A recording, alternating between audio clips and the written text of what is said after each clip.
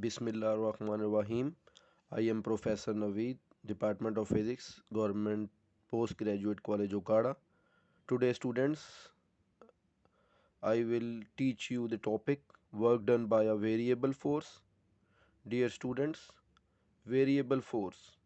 A variable force is that force whose magnitude, direction, or both changes. For example, when a rocket moves up from the earth, work is done against the force of gravity. Dear students, suppose you have a rocket which is moving in the upward direction. Work is done against the force of gravity. So, this force varies as the inverse square of distance. So, this is a variable force. Dear students, another example, which is if somebody tries to stretch the spring, this is the spring. When someone tries to stretch it by applying a force, the force exerted by the spring increases the amount of stretch. This spring is stretched, so the work done will be different at different intervals. So these two examples are the examples of a variable force. So dear students, now we explain it by taking another example. Suppose you have a path which is from A to B. Whole path is divided into regular intervals. So these are the small intervals. Here the forces are different. Forces यहाँ पर different होंगी. F1, second point F2 and up to so on Fn. Fn is the nth force. Displacements delta d1, delta d2 and up to so on delta dn. Angle theta 1, theta 2 and lastly theta n. So variable forces F1, F2, F3 and displacements delta d1, delta d2, delta d3 and up to delta dn. Now dear students, work done for first interval. Work done for first interval, which is W1 is equal to F1 dot delta D1. Dear students, dot product of force and displacement is equal to work done. F1 force, delta D1 displacement. When you open dot product, it will become F1 delta D1 cos theta 1.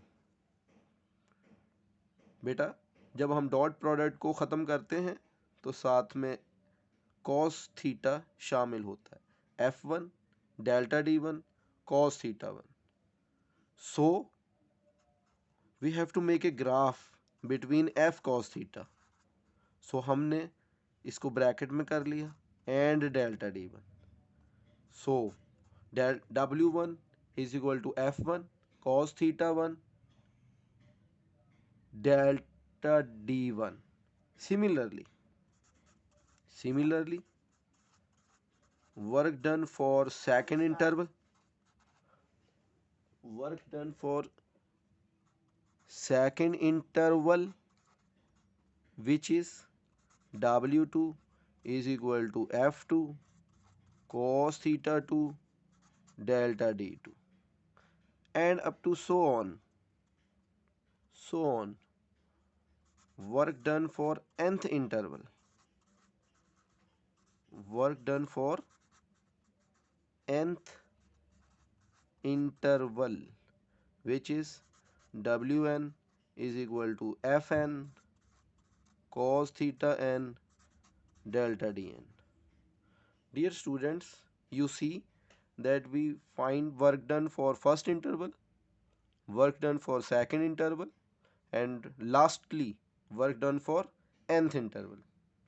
W1, W2 up to so on Wn. Now we have to find total work done. So total work done, W total, which is equal to the sum of W1 plus W2 plus up to so on Wn. When you add F1 cos theta 1 delta D1 and up to so on Fn cos theta n and delta Dn. So this is the total work done. Writing in summation form.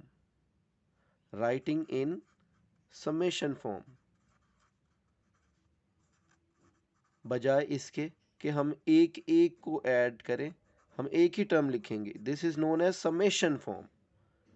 So W total which is equal to summation I is equal to 1. Starting value 1 होती है, ending value n, और Fi cos theta I and delta DI. बजाय इसके कि हम 1 लिखें, 2 लिखें और एंड n लिखें, इसके बजाय ith टर्म 1 पुट करें students. F1 cos theta 1 delta D1, F2 cos theta 2 delta D2 और I की लास्ट वैल्यू है n, Fn cos theta n delta Dn. तो इस तरह से हमने total work done by a variable force को फाइंड कर लिया.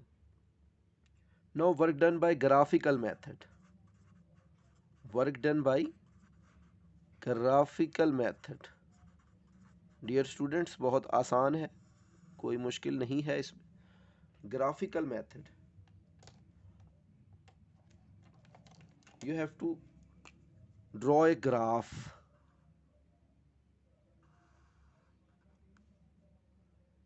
You have to draw a graph between displacement and F cos theta. Displacement along x-axis, F cos theta along y-axis.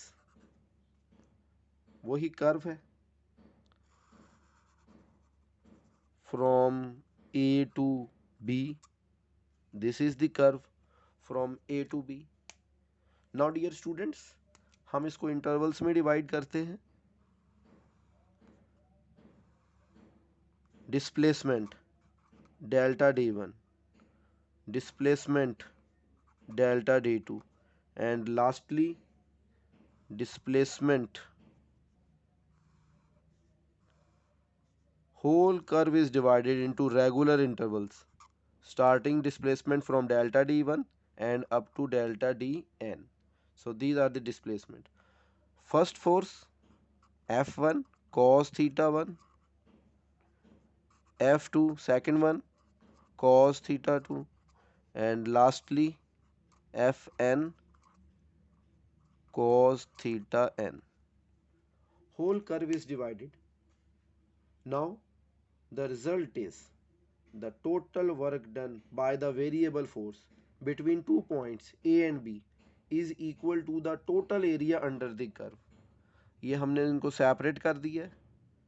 अब हम इसका वर्क डन इस ग्राफ से find करते हैं. सिमिलर ही आएगा. डियर स्टूडेंट्स देखिए, W1 किसके बराबर होगा? F1 cos theta 1. फर्स्ट के लिए देखें dear students, F1 cos theta 1, F1 cos theta 1 लिख दिया, multiply by displacement delta D1. तो डियर स्टूडेंट्स, ये वही आ गया जो हमारे पास मौजूद था, यानी कि हमने इसमें क्या किया था, मल्टीप्लाई किया F1 cos theta 1 delta D1. Similarly W2 is equal to, ये सेकंड वाला पोर्शन आप देखें बेटा, F cos theta F2 cos theta 2 delta D2. And lastly अगर आप लास्ट वाले पे नज़र करें, up to so on W n is equal to F n cos theta n delta D n. तो हमें इसकी ज़रूरत क्यों पड़ी, हमने ये ग्राफिकल मेथड क्यों किया? हमने इस पूरे पाथ को सब इंटरवल्स में डिवाइड किया और रिजल्ट एक्यूरेट लाए। तो डिस्प्लेसमेंट को हमने अप्रोच करवाना है ज़ीरो, तो टोटल वर्क डन कैसे लिखा जाएगा? टोटल वर्क डन जैसे स्टूडेंट्स हमने देखा, I is equal to 1 to n F I cos theta I delta D I. Applying limit,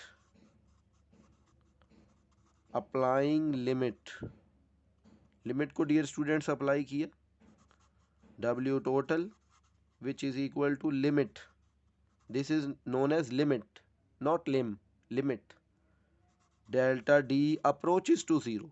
displacement dear students देखें, डिस्प्लेसमेंट छोटे से छोटा करते जा रहे हैं, very very small. Displacement approaches to zero and the remaining formula remain same, F I cos theta I and delta di। So limit apply करने का फ़ायदा क्या होता है? डिस्प्लेसमेंट को जितना स्मॉलर करेंगे उस कदर रिज़ल्ट एक्यूरेट होगा। सो दैट्स द रीज़न कि हम इसमें लिमिट को अप्लाई करते हैं। तो डियर स्टूडेंट्स, इसके बाद इस सारे टोटल वर्क डन के लिए हम ग्राफ दोबारा ड्रॉ करते हैं पेज नंबर 3 पर। जब हमने हर इंटरवल के लिए वर्क डन को फाइंड कर लिया, ग्राफ था displacement and F cos theta के दरमियान, तो ये मुकम्मल फाइंड करें तो area under F cos theta and displacement graph which is equal to work done. Dear students देखें, अगर हम इस शेडेड पोर्शन का एरिया फाइंड करें तो वो वर्क डन के बराबर होगा। देखिए students, F cos theta multiply by displacement, again W is equal to F D cos theta, और यहीं से हमने अपना आज का आर्टिकल स्टार्ट लिया था। सो डियर स्टूडेंट्स, एक दफ़ा फिर रिपीट करें, the work done by the variable force, lastly the work done bye a variable force, इसलिए बार बार रिपीट कर रहा हूँ students, the work done by variable force between 2 points A and B, between 2 points, कौन से points हैं बेटा? A and B is equal to the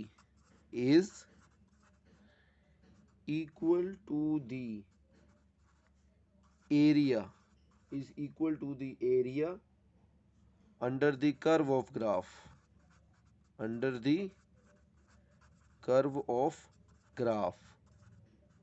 तो हमने 2 पॉइंट्स, इनके दरमियान वर्क डन फाइंड करना था, किसके बराबर है? Area under the curve of the graph.